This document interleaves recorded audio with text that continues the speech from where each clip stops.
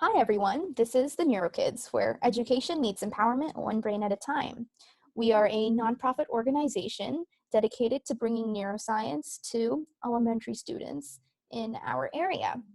Most of my students from Almaden Elementary already know me, but if you are new, then welcome. So, if you don't know me, I am Mitra Srinivasan from Leland House High School. I am the founder and president of the NeuroKidz, and my hobbies are photography, traveling, and reading Harry Potter books. So, a quick intro to the program, since it is the first video of our YouTube channel. So what do? We teach all of you the basics of neuroscience while doing fun experiments and activities. And this just doesn't have to be limited to elementary school students. Even middle schoolers, high schoolers, or even adults could find our lessons to be both educational and fun. And we will be doing this through STEAM, which is science, technology, engineering, art, and math. All right. So what's a better way to get an overview of a brain than to watch a video? Kids Health presents How the Body Works with Chloe and the Nerd.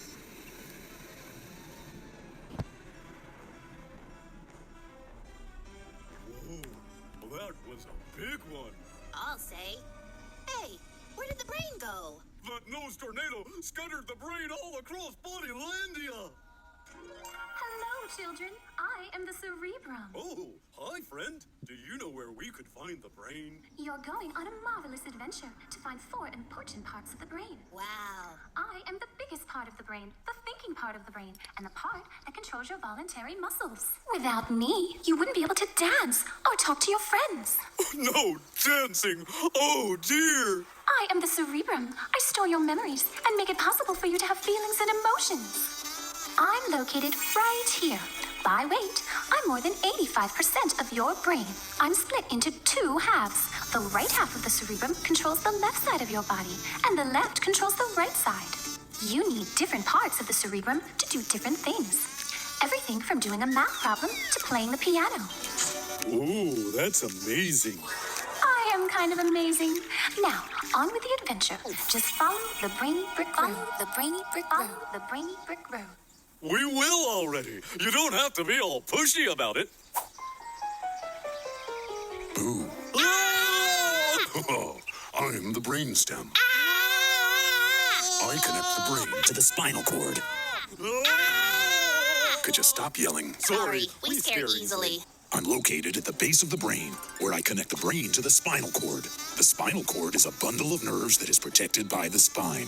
The spinal cord is the main pathway for information to flow from the brain to the rest of the body. Wow. Nice to meet you, brainstem. I'm in charge of all the functions your body needs to stay alive, like breathing air, circulating blood, and digesting food. And that you do. Hey, Nerb and Chloe. Hi, Bridge. Well, I guess you could say I'm sort of like a bridge. I'm part of the brain called the corpus callosum. I'm a thick band of nerve fibers that connect the 2 halves of the brain. That's impressive. Oh, hi, friend. Nice to meet you, friends. I'm the cerebellum. I control your balance, movement, and coordination. I'm located at the back of the brain, right over here. It's my job to keep you balanced. Oh, that's amazing. Well, let's see. Cerebrum, corpus callosum, brainstem, cerebellum. I think we've done it, Chloe. That's right. Your adventure is complete. Now, just click your heels and you can go home. Click my heels? That's not very scientific.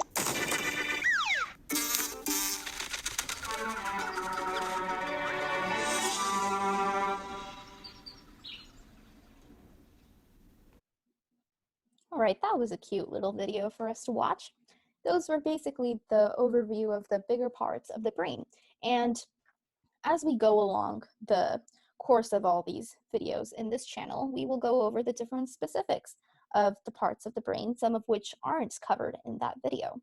But first, let's talk about the overarching theme, which is neuroscience. What is neuroscience? It's a pretty fancy word when you first hear it. So neuroscience is the study of the brain, nervous system and its effects on behavior and thinking. So why is neuroscience so important? Did you ever wonder how you can do math or remember what you ate for breakfast today? And are we really the greatest species out there?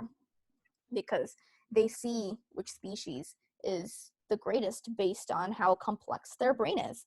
So neuroscience will help us figure this out. There is so much about the brain we do not know about, so we are always learning. The brain is basically the computer of the body. So similarities between the brain and the computer is that they both use electrical signals to send messages, both have a memory and can grow, both can adapt and learn, and both have changed over time.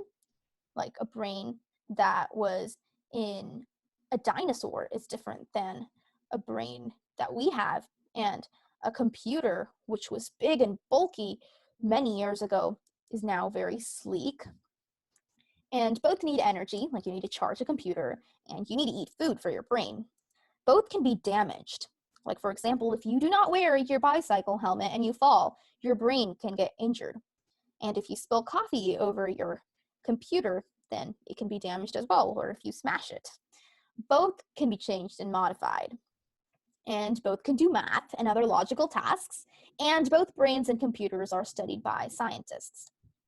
So the scientists that study the brain are neuroscientists or neurologists, and scientists that study computers are computer scientists, engineers, and those sort of professions. All right, so what do you notice in this image right over here? This looks like a brain, right? And then you see all of these different sort of wrinkles in the brain. So there are wrinkles, and it looks like it's split in the half. So what's going on here? What are all those wrinkles? So if we take a look over here, the wrinkles, they are made up of sulcus and the gyrus. So the sulcus is a depression or a crack, and the gyrus is a ridge or a hill in the little folds of the brain. And the brain is folded so that you're able to do a lot of different complex tasks. And did you know that if your brain has more wrinkles, then you're technically smarter, because all of those different folds can make you do different sort of abilities and can make you do those different tasks much better than if you didn't have that many folds. But good news, you can make folds in your brain through doing all sort of brain games, which I will put in the description box below. All right, now the brain is made of matter. The brain is made of neurons, or nerve and / brain cells. And these neurons have a very funky structure, which we will go over in another video. Now, as we talked about matter, the brain is made up of both gray matter and white matter. Now, what's gray matter? Gray matter is the area of neurons without a covering or insulation. And this insulation is called myelin. So let's think of a neuron as an electric cable, like the type of cables that you plug into your computer for it to charge. So on those cables, there's always this little like rubber coating around it. And that helps to protect the wire and to also make the electrical signals go a little bit faster. And that's exactly what myelin does for neurons. So in white matter, that's the area of the neurons with the myelin covering on it. And because of that, those neurons can send their electrical signals faster. And so, as you can see in this image right over here, if we cut the brain in half like that, then you'd be able to see the gray matter, which is more or so on the outside parts, and the white matter, which is inside of the brain. And this is very important because it helps us do all of the things that we can do. And it's really cool to think that all the stuff that are happening in our brain are because of electricity. So that's something for all of you to think about. And that leads us to the end of this video. So thank you for watching. Please like and subscribe to our channel, and follow us on our Facebook page where you will find more information about the program, and our website, which is theneurokids.org. And I look forward to you watching our next videos. Thanks.